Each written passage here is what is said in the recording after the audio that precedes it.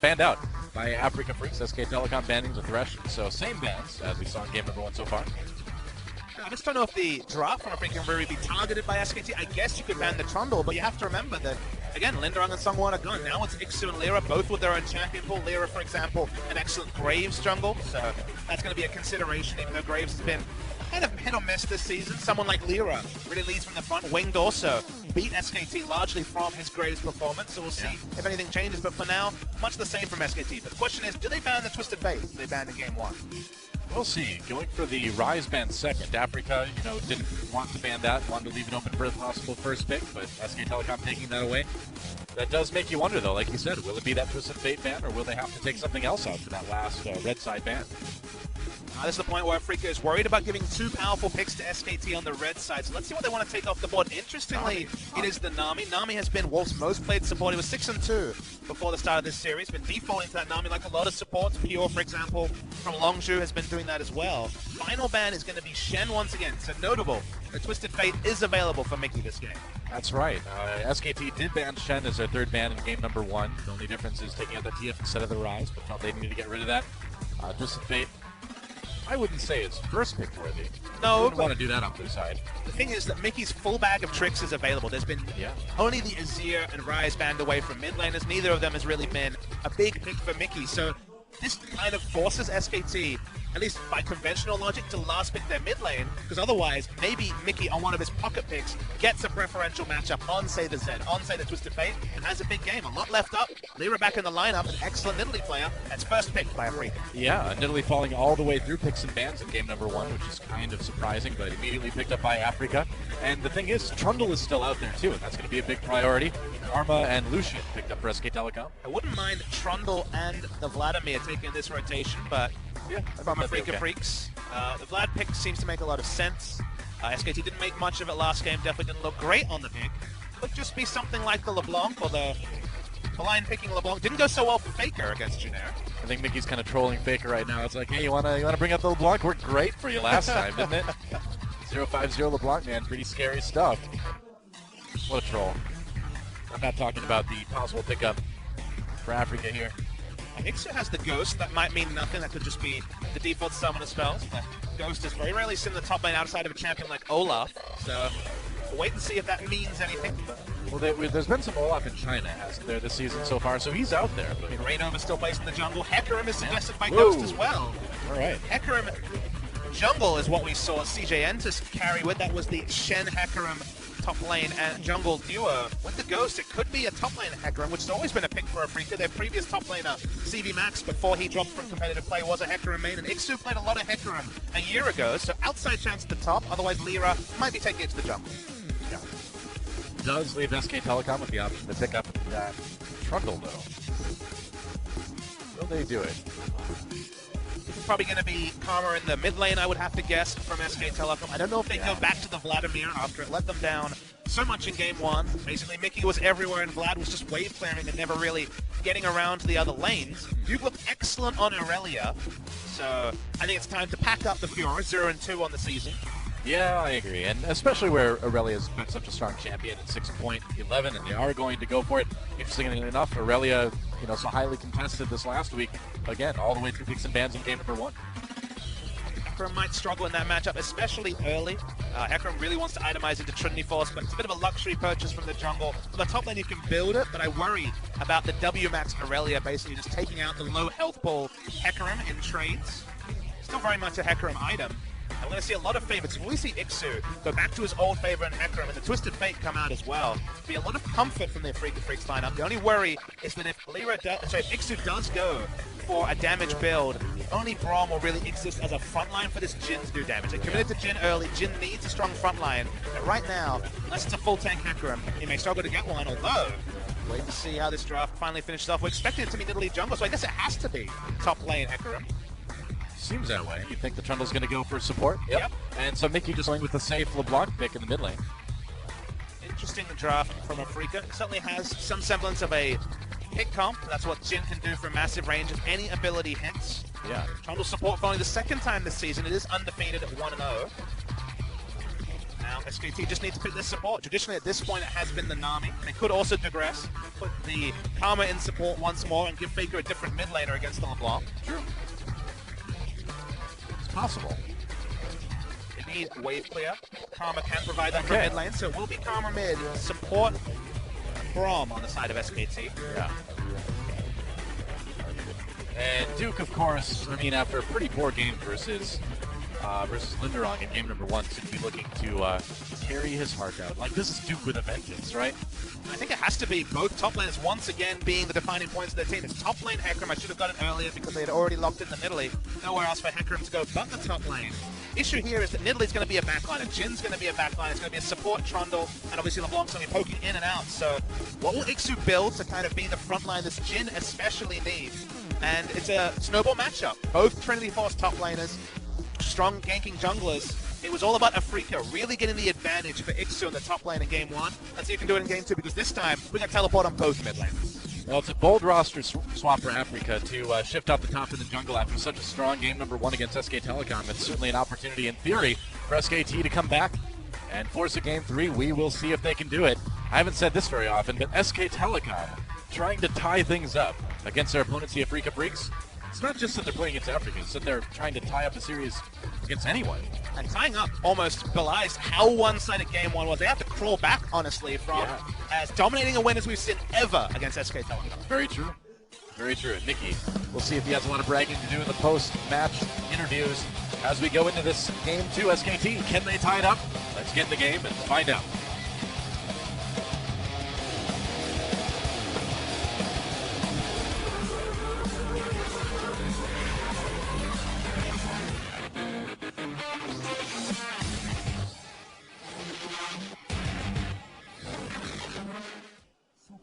All right, welcome to Summoner's Rift again. It's Ocean Break time.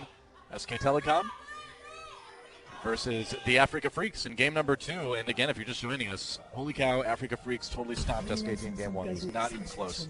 No kills, no turrets, only 1 dragon on the scoreboard for SK Telecom in game number 1. Perhaps even more importantly, you seem to have brought good tidings from North America because no Cloud Drakes in game 1. I guess so, yeah. I mean, things are going well in that regard, at least. Got to find things to be happy about. That's true. For an SKT fan, no Cloud Drake is at least a bit of an over. We will see. There's still plenty of matches yet today. Plenty of games, theoretically. So we're getting at least 3. Leading into this Hecarim top. It is the further foot battle from the Hecarim. Really interested to see how this lane matchup goes. Back in the past, if we saw a match like this, you'd expect a lane swap very heavily because Hecarim will be taking the Ignite and Teleport and looking for something different. So a laner you could gank easily if he's overextended. Yeah. This time the Hecarim has the Ghost, so with the buffed Ghost, Ixu returns to Hecarim top. Lots of SK Telecom fans in the audience. What do they make of game 1? That's the question. Well, this is when we see who the true fans are, you know? Who's going to jump on the Afreeca Freecs bandwagon? Probably not a whole lot of people. Jump away from the team that's won everything. I know. Yeah, the current reigning champions of everything in League of Legends. Yeah, I don't think you jump off that bandwagon. Hey, they haven't won any LCS yet, Noah. It's only a matter of time.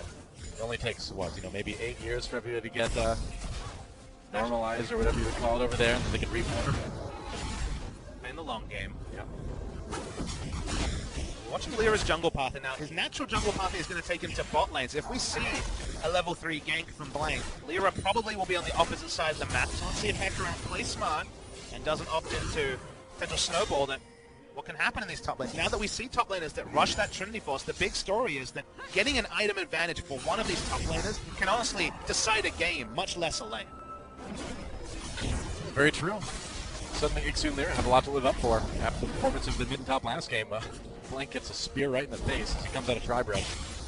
Those junglers are going to duel a little bit, but we're not going to watch it. Nope, not important.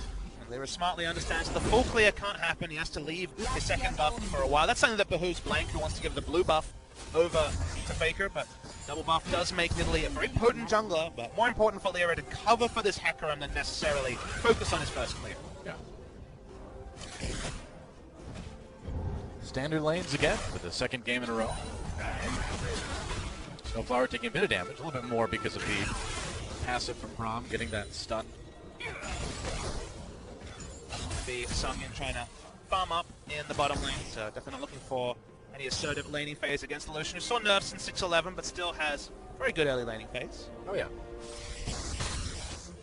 Big difference is that now with the range change on Q, you can be a lot safer at more aggressive at standing in your minion wave and instead of getting poked out by that Q. Right. Everyone's looking for a gank here. Now Faker coming in, uses that shield early on. The chains miss from Mickey, and so Ixu's going to call that gank off as he comes into mid lane.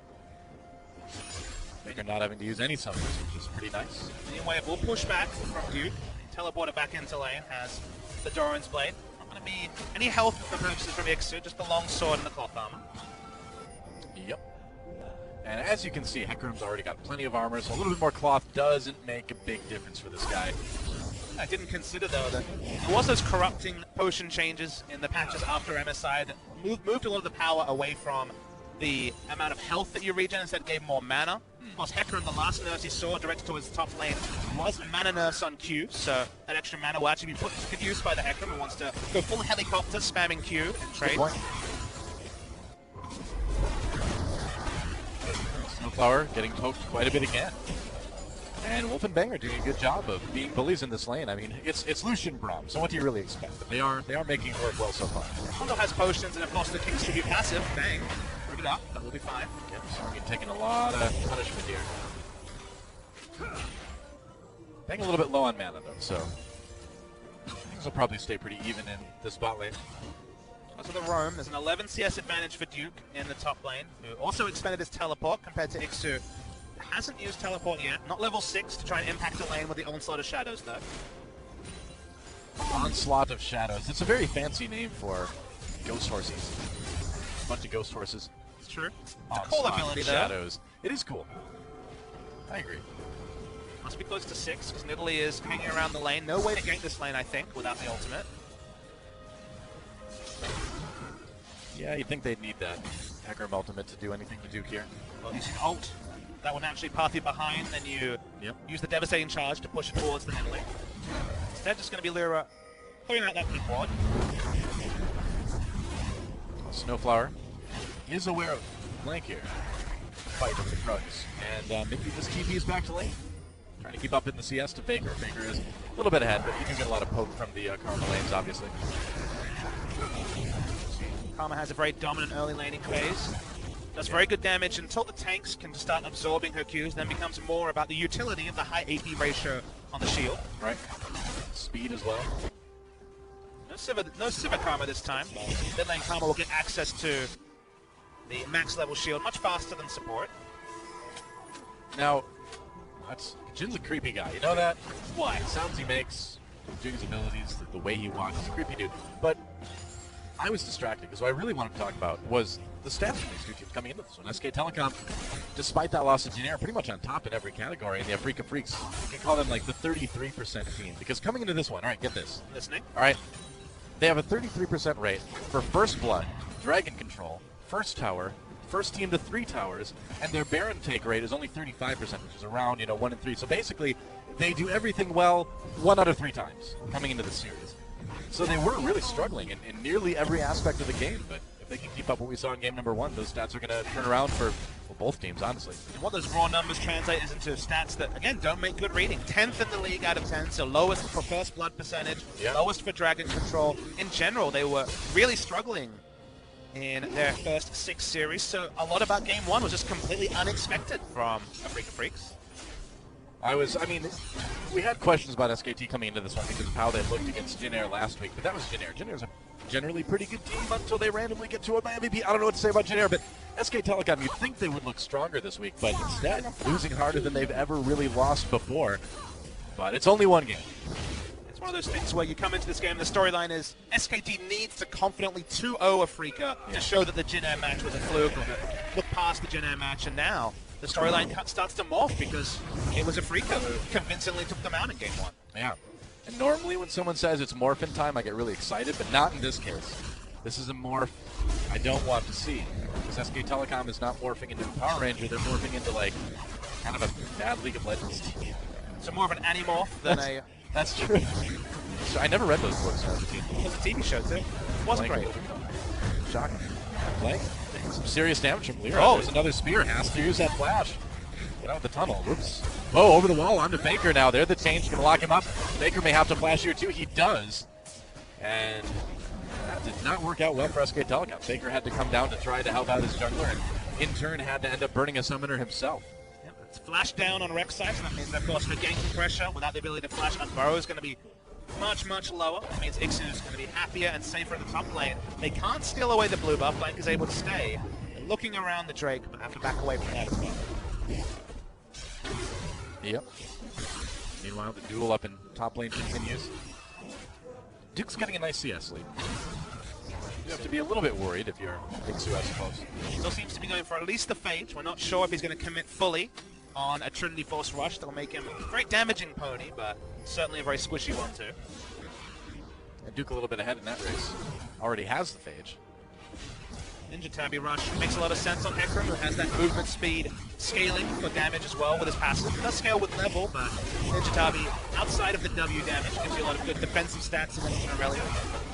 SK Telecom, as you can see, able to take the first dragon in the game, so they'll get that little bit of out-of-combat regeneration, and it looks like it's going to be another Ocean Drake next, I believe. It's a good back timer for Duke. Basically, he backed, worked out if he needed to teleport for Drake, and then just could confidently teleport back to turret, knowing that Ixu didn't have teleport available himself, so well coordinated from SKT. And this, of course, is the maximum things they picked up in Game 1. One Drake. That's true, that's all they got. Anything from here is a positive movement for SKT. Very true. Again, this is a team that came into this match with an average gold lead at 15 of about 1,900 gold, and I'm sure that stat dropped a little bit after Game 1. Before the series against Junior, it was over 2,500 gold, so free fall at this point, unfortunately. That's that stat. Yeah. Baker going in onto Mickey. Blank is right there. Baker pops the passive. Needs to be careful. Finish him off. Ooh. If that was a Modric Q, you gotta wonder. Maybe you've done enough. Honestly, if Blank had shot out a Q as well, it would have been Mickey on about 50 health. Yeah. Meanwhile, a dive down to bot lane. Snowflower taking some damage. Curtain call popped by Sangyun just to try to force Bang away. Takes a lot of hits. Turret hits as well. Oh, flashes the last one. Ooh, that was close. Teleport coming in, though. They're going down onto Blank. Mickey coming in, getting that first blood. And Afreeca Freecs throughout all of that skirmish. Comes out on top a little bit. Meanwhile, Duke winning that 1v1 pretty handily against this Ixu so far. That was what I was worried about when he opted into the Hecarim matchup, is that WMAX Aurelia did not atomize into daggers very happily. No more zeal in the build path, just sheer attack speed that works much better with the hit 10 style. If Hecarim's not going to build health, he's going to struggle trading against this Aurelia. Certainly seems that way. But SK Telecom coming so close to getting that kill on the Snowflower in bot lane. Just some good zoning from Sangyun on the Jin, and Mickey comes in and picks up first blood. Bang made the call to go for the turret dive. Took 2 shots. Oh, there we go. Onslaught of Shadows used to push Duke back under. He didn't get him under turret, but Snowflower there with the pillar. Duke has to flash away. Ixu low, but I think Duke may be dead here. Turns around for the stun with that Equilibrium strike, but there's nothing equal about the result up in that top lane as Afreeca Freecs picking up another kill. And insult onto injury, they actually have Snowfire rotate first to the top lane. Lane gank Trundle doesn't sound like a successful strategy, but it's just enough with Aurelia's flash down to get the pillar in from Snowfire. Didn't even have flash of his own. Now, the lanes are helping out the top lane, and we're, again, eerily similar to Game 1. Maybe to a lesser degree, but still similar nonetheless. Yeah. Baker, though, doing okay in this mid lane. He's got the CS lead, has been able to chip that turret pretty nicely. He does get some damage onto him. Whoa, boy, but a lot of damage in response from Baker. This Karma certainly can do a lot early on in the game. That's the time where you really need to get the lead, I suppose, if you're Baker. It's a really comfortable pick into the LeBlanc as well, because the laning phase is so dominant. You have shield, your poke out damages that of LeBlanc, and in general requires less skill shots to get the most out of it. So true. Basically a pseudo LeBlanc in the laning phase, and then evolving into the utility carry that Karma evolves into in the late game. Not quite Lulu, but pretty close. They're over the wall there, but the response from Wolf is that Braum ultimate. They were very low. Sangyun again with that curtain call from Jin, forcing SKT away, and now Bang very low health as Ixu comes in. Gets knocked up by the Rex side though. Spear comes in, nearly takes out Bang. He has to back away. Ooh, Sangyun goes for the W. Doesn't get it. Blank on the run now. Snowflower slows him up with that pillar. Wolf and Baker to the rescue. Snowflower low, has to back away. Sangyun chasing a spear on the Blank again. Nearly picks him up. Flashes out of the W yet again. Lira misses the spear. And somehow, some way, nobody dying in that engage. First, Afreeca looked like they'd lose a couple of members. No one died. Then they continued to chase. They invested 5. Got no kills. So SKT come out ahead purely because Duke did not use teleport. Free found in the top. Now 28 CS ahead. Should definitely win the race towards the Trinity Force as well. Yeah. And then we'll see if Hecarim can enter lane against the Aurelia. All right, let's check that out again. I mean, Lyra got super overconfident here and then found 4 members instantly. Lyra heals himself at the last, doesn't die to ignite. And then you're like, oh boy, Afreeca might turn this one around. Ixu's not tanky enough, doesn't have Trinity Force completed either. So just on every side, not quite enough to take down any member. Snowflower's flash here was crazy aggressive for a support Trundle. But Mickey was getting his rotation of his ultimate back up. He was about 2 seconds away from having the Mimic available, but no Mimic, no kills, advantage SKT. Yeah. Lyra's spears were generally very good in that fight until that very last one that he missed trying to finish off Blank. But you can see why that in Italy is a scary pick for him to grab. Single assist for Lyra, but he's got the 19 CS advantage and has controlled this game to a great degree. Well, it looks like SK Telecom may finally do what they were not able to do in game number 1 and take an objective that's not a dragon. There's the turret. So they do end up getting the first turret of the game, despite giving up the first 2 kills over the Afreeca Freecs. I think in a couple of different ways, SKT winning this early game. I think so too. Duke has definitely won the top lane in terms of having extra CS. The kill did go over to the Hecarim, still a little bit extra gold to Duke, who wins the race to Trinity Force. I think as a Trinity Force power spike, if Ixu and Duke enter lane with Trinity Force and everything else being equal, Aurelia wins that 1v1. It's just after the tankiness, Hecarim is normally a better team fighter than Aurelia, so it'll be interesting to track as the game goes on. Yeah, Duke able to push that top lane up now because he has the teleport. Ixu does not, and needs to stick around the mid lane for the moment that, hey, if you're killing the turret, I think that's not a bad thing for the Afreeca Freecs. Baker taking a big chunk out of a few people with that Q. Wolf kind of on his own, gets locked up, has to use the Brahma ultimate just to try to get away. Whoa, but Mickey's not going to let him. Help Songyun pick up that kill there with the curtain call. The ultimate from Jin doing work, and that's going to mean that Afreeca Freecs can go after this dragon and have a pretty comfortable 5v4. Looks like they'll trade the top lane turret for it. They're okay with that, though. Dragon going over to the Afreeca Freecs. And LeBlanc actually recalls, enters lane against Duke. He's going to go for the kill here. I don't know. Ooh, Duke using those Transcendent Blades just to try to kind of scare Mickey away a little bit. So now, SKT has been the best team in the league at taking advantage of Summoner Spell mismatches. They have double teleport. Ixu will soon have his up. But if we send SKT, if we know this team, they will rotate and force a 5v4 and really start the snowball in the mid game that this team comp can definitely provide. So let's see if they can return to form and take advantage of the fact that Mickey entered lane just to ensure that the top turret lived, but on just a sliver of health. Right. Oh, Ixu getting really, really low. Stayed up close as he knew Lyra and Snowflower were coming in. So sheer damage build from Ixu. He's maxing Devastating Charge seconds, so won't even have the sustain that the W can provide, or at least less of that. Yeah. Well, CS leads in all 3 lanes for SK Telecom right now. Pretty significant ones in top and AD carry. But they need more, you know? Still a pretty even game. Still dead even in terms of gold, actually. To me, the big difference is that the build paths for both top laner and AD carry are identical, and SKT have more damage on their carries.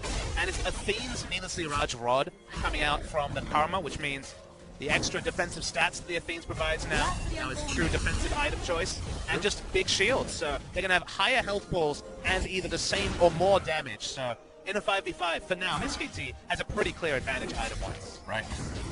Uh-oh. Have they caught Ixu? No, they have not.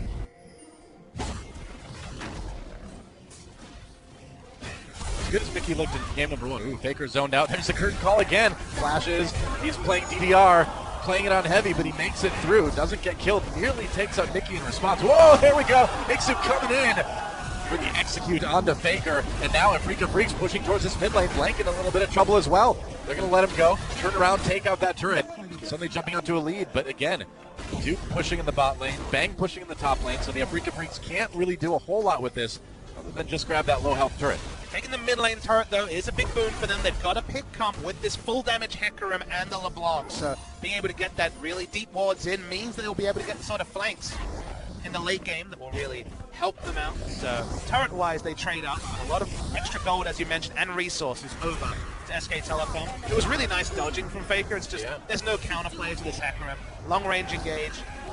Once the Trundle pillar comes through, which you have to say was actually really nicely positioned, from Snowflower. It was. The rest was history. Full damage Hecarim does one thing, explode people, and just fine that time around. Yeah, I would say so.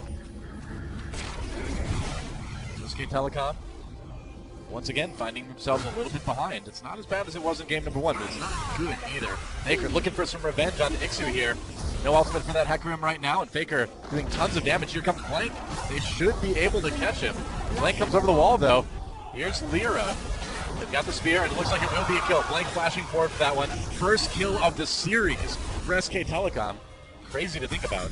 It took about 45 minutes. Game 1 Yeah. went just over, I believe, 26, 27. Now 21 minutes in, so close to 50 minutes for SK Telecom to find their first kill. That's a nice monkey off the bat. You gotta wonder if that's maybe the longest they've gone in professional play without getting a kill. I would say almost certainly yes. There's got to be some crazy stats like that out there for the series. This is kind of historic stuff. You know what's the fun history lesson though, Doa? What was the team that really was the last team to put it into SKT, or at least hold them down in spring season, but Afreeca Freecs who beat them in the first round robin, and then SKT turned around their season? Who's to say how the narrative will end here, but it felt like Afreeca had the last laugh, and then SKT basically ran away with the season. So SK Telecom find a way to come back. They might do it in this series in particular, but these Afreeca versus SKT series have always been a little bit interesting. I would say so. It's a weird rivalry between these two teams, because normally you wouldn't even think of it as a rivalry. Sure. You're like, well, SKT should beat them all the time. But that's not how it's ended up. That's why people find it hard to evaluate teams on a world context where like this team wins MSI then loses to Afreeca Freecs. What does it mean? Yeah. It's just the reality of a league system. I think if this game was an elimination playoff match, it would be very different. But Could be. I agree. Afreeca has found those victories pretty consistently, upsetting SK Telecom in one way or another. I mean, we know that in the end, you just don't bet against SKT. Maybe you bet against Blank, though. He's in a little bit of trouble, tries to tunnel his way out. Great pillar, though, coming in from that Grundle. Wolf tosses a Bravo, doesn't do a whole lot. Exhaust on the bang, he gets destroyed. Double kill already for Ixu on that Hecarim. Sadea, the top laners, for Afreeca Freecs. Transcendent Blades take some chunks out of the Freaks, but it doesn't matter. Mickey coming in, getting one. Lyra picking up a kill as well, and Lyra looking for the ace. Just zoning out Wolf with that spear in the end, turns towards the blue buff. They don't need the ace. They do need the Baron, though. And will be teleport available to Faker, but he's 25 seconds away. Ixu can just base, buy an item, teleport over. They have a lot of Baron damage. Trinity Force top laner. Jin's not fantastic, but they should be able to get it down before Faker can respawn. Yep. Rek'Sai, though, has a tunnel pretty close. All right. Blank is there. He's going to try to go for the steal, but Afreeca's zoning him out pretty well. Spear doesn't hit. Blank looking for it. He's just got to survive a little bit longer, but no, he won't. Ixu with yet another kill. Songyun, though, had to take that Baron for a long time. Oh, boy. And now teleport coming in. The Freaks are very low health. Wolf coming in as well. Baron does go over to Afreeca Freecs. Faker getting blown up immediately as he tries to make a play. And this is not going to work out. SK Telecom looking in pretty rough shape. Mike did everything he could to both buy time and steal away the buff. This is a very aggressive teleport Whoa, from Mickey. Mickey, I don't know, man. That was not. You know, once in a while Mickey makes these teleport plays, doesn't he? That was a Mickey TP right there. That was classic Mickey. Just watch Ixu, though. It's all about the galloping Hecarim that makes this play. They start up this pick in the enemy jungle, and SKT are made to pay for a massive double ult on Bang Wall. Bang dies for free in the middle of the fight. So even though Duke has a good teleport ward, because Hecarim's already there, it doesn't count for anything. And from there, so many advantages go over to the Afreeca Freecs. Okay, SKT made a really good defense. Oh boy, fights on again. Fighting time. Ixu uses that Onslaught of Shadows, and they will take this Dragon back from SK Telecom. SKT almost had it, but Afreeca came back just in time. These Hecarims have really been ruining top teams' day. Rox Tigers had no answer for CJ with the jungle Hecarim. Yeah. And now top lane Hecarim for the first time since maybe Huni in the top lane at MSI. I mean, other regions have played around with it, but certainly not cited in LCK. Seeing it do a lot of work for Ixu. Oh wow, Faker in a lot of trouble here as Mickey goes in looking for the 1v1. Wolf blocking some damage. That's going to be it for the moment. But the Afreeca Freecs pushing farther and farther on that SK Telecom side of the map, getting a lot of good vision in, setting themselves up for a kill on that tier 2 turret. Bot lane. Huni pick was at World, so take that back. But yeah, it's not a lot of Hecarim in the top lane especially. Yeah. As the Sunfire came, so Trinity Force Tanky is getting closer and closer. Ixu will probably be working on the Spirit Visage next. At this point, Faker has one kill in the last 3 games. He's found an assist though, so he's got that going for him. Yep, 1 kill, 1 assist in the last 3 games. Not a whole lot of deaths. Not the typical numbers we see from Faker. Well, we'll give him some time to settle. It does feel like the start of something, but Faker can definitely correct the narrative with some impressive performances. They still do that this game. Faker, of course, one of the few players out there where you would call, 3 games a major slump. It's all in context, right, though? Yeah, very true. Context of Faker's career has been success, success, success. Yeah. The 3 games feels like an eternity for SKT fans and for Faker fans as well. Well, that's the thing, 3 bad games. You wouldn't think anything of that with, nearly any other player, but we've never seen this from Faker really before. They force Hacker, and because he's been able to itemize that snowball sunfire from that team fight, only a Bilge Warden they can do, but they're gonna die. He's dead. Well, Duke has no chance. I mean, how does an Aurelia survive that?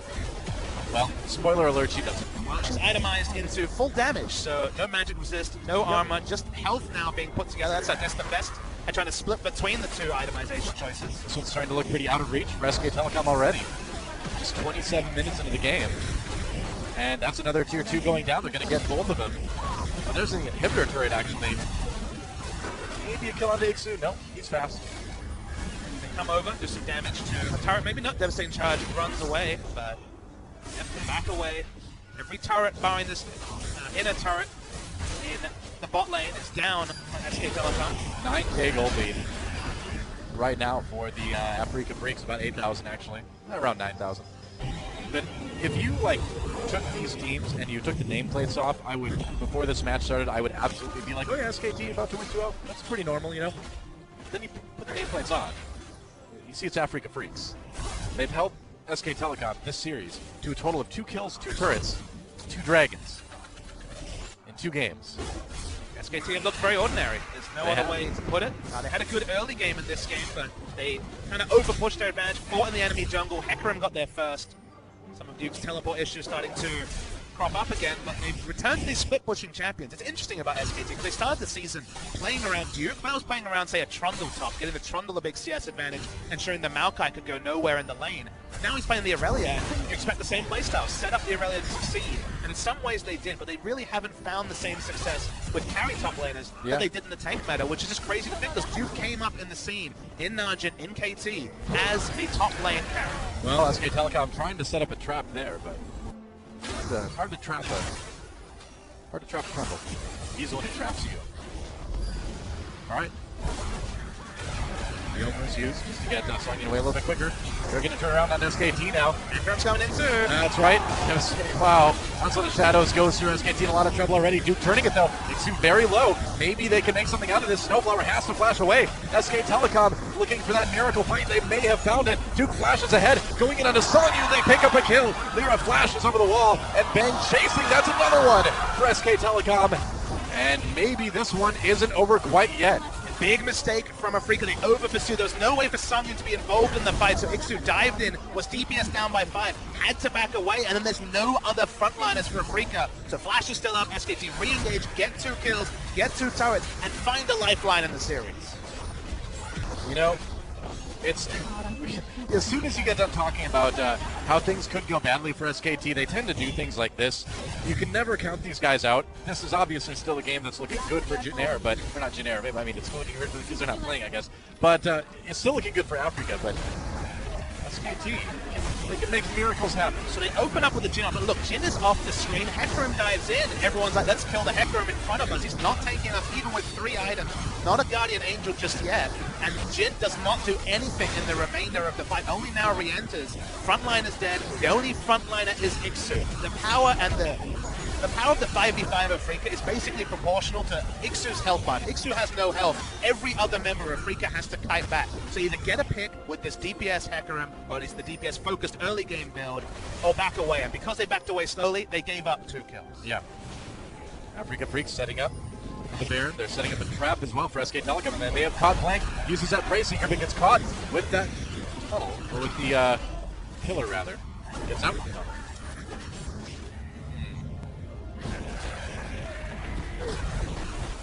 Still 6,000. If it was any other team, you'd say it was over, and it probably still is over objectively, especially with Afreeca Freecs picking up this Mountain Drake. You never know.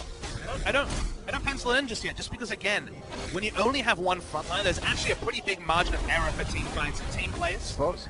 There is found doing the Drake. It might extend up being a leash on this Mountain Drake. We will see. Mickey comes in and takes the Dragon away. Great play by Mickey to snag that one for his team. And now Blank on the run with the rest of SK Telecom. Snowflower, though, caught by Bang and Wolf in the back of that. SKT, they find the kill even if they lose the Dragon. The pings come on to Baron for SKT. This might be one thing that gets them truly back into this game too, is taking a Baron. It will be 5v4, but it's only Snowflower that's dead for Afreeca. Health bar is also very healthy for the other 4 members of Afreeca. What a comeback this would be if SK Telecom is able to win this game. Do not want to group for Ixu here. I was going to say, yeah, they got to be really careful with that Hecarim coming in, but SK Telecom turning off of that Baron right away. Need to pick on someone like Lyra to stop there being a smite steal. You cannot opt into the AoE of the Hecarim, so smart to peel off. SKT a little bit lucky that that vulnerable inhibitor is in their top lane where they can kind of protect that and Baron at the same time, but now that they've been pushed away, Afreeca Freecs going right away for that Baron.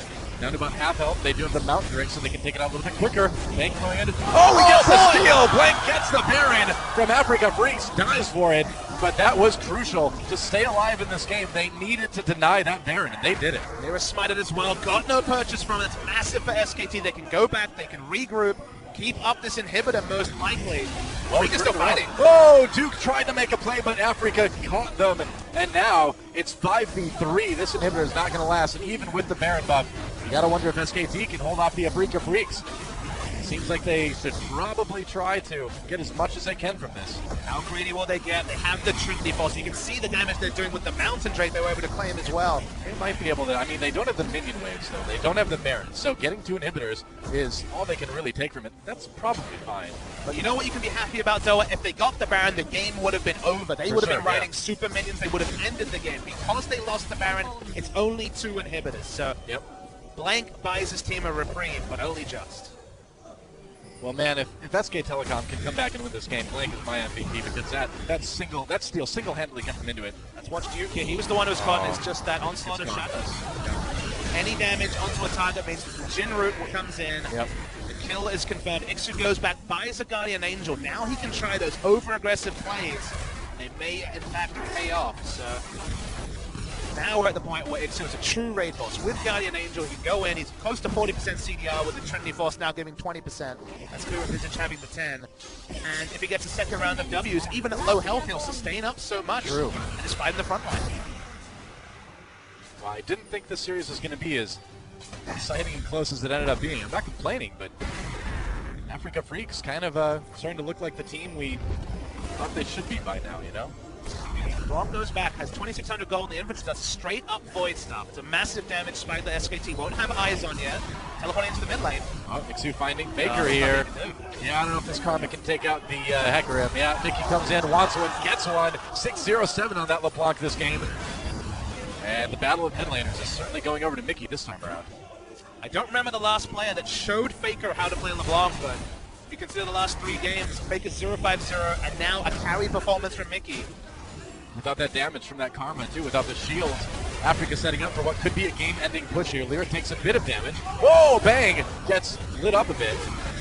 We're going to keep going here. Afreeca Freecs pushing in with these super minions, but SK Telecom still has that Baron buff. They can push back, but can they win the fight? A knockup, Wolf gets exhausted, gets taken out.